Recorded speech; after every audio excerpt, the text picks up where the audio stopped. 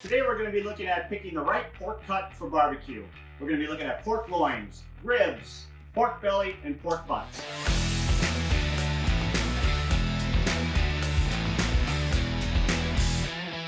Pork loin first. This is a center cut pork loin.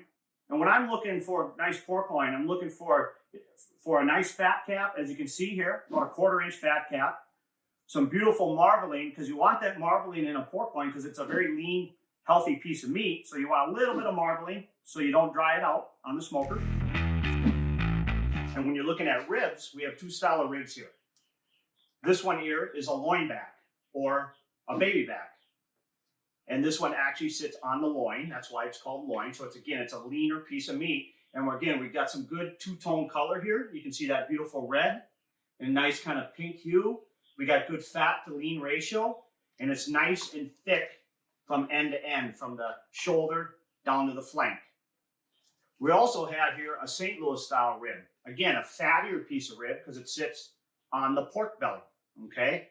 Fattier as in good. And you can see this one is beautiful, deep red color, beautiful marbling, nice lean to fat ratio. And the big thing on these is from the shoulder end to the flank end, you can see how even thickness it is, so you won't burn up that flank end in your smoker.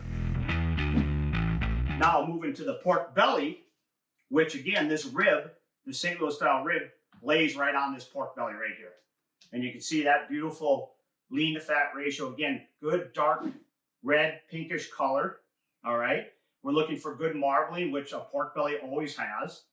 And when you're in the store, when you want to identify a pork belly, you want to look for lean to fat ratio, just like you're identifying a good piece of bacon, because this is where bacon comes from. And then again, nice fat cap. The Boston butt comes from the shoulder area. Again, I identify this one again with beautiful color. You can see that beautiful red color. I like to have a nice 1/4 inch to 3/8 inch fat cap.